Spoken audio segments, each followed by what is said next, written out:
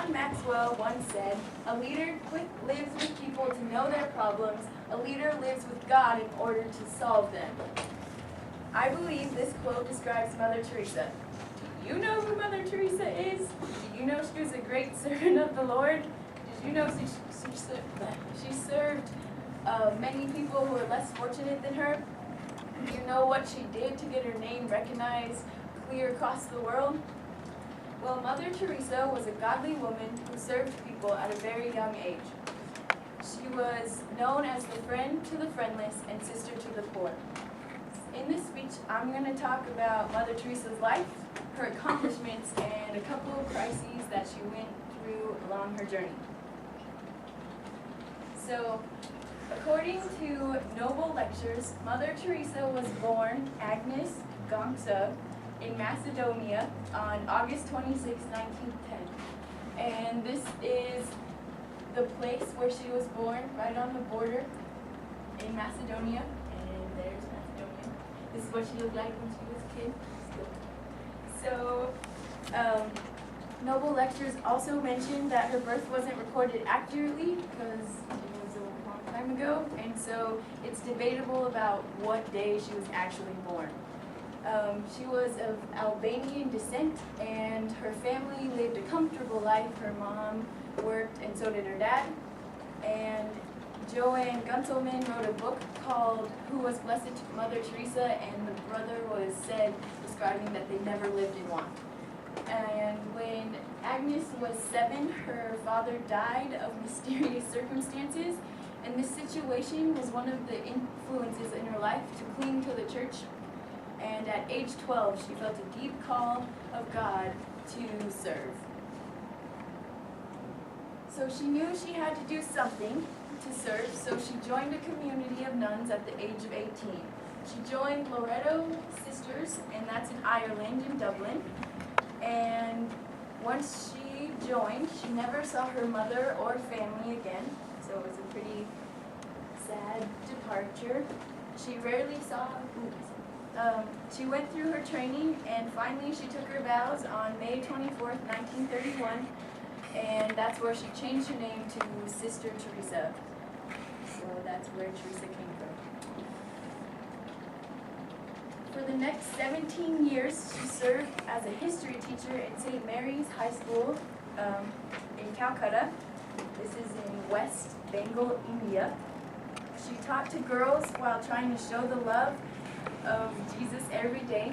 Jones' book that was published in 1996 said it was a protected environment of this school for the daughters of the wealthy that Teresa's new call within a call developed and grew. Alright, so now I'm going to go into her accomplishments. Okay, so during her time at St. Mary's, she decided that there was something more that she needed to do.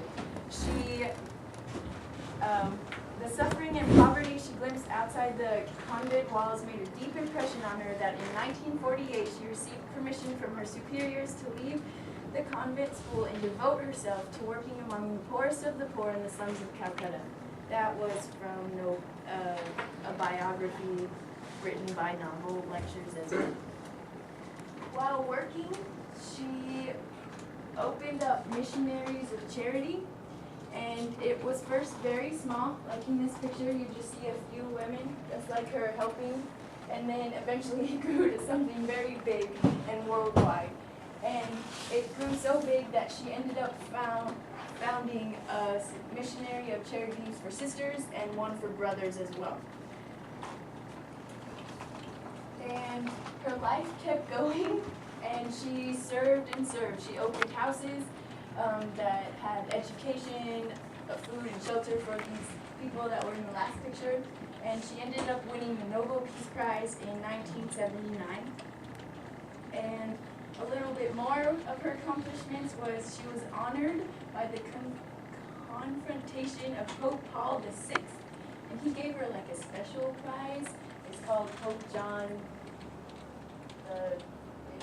Peace Prize. And I mentioned she opened 168 of her homes, and yeah. So, even the strongest of the people have struggles. Through her life of servanthood, she suffered some pretty bad things. So a few letters were found when she was during her servanthood of opening the machine of charities and just helping people in general, that she would write letters to her superiors and friends saying that she felt emptiness and spiritual darkness because she didn't feel Jesus or God at all.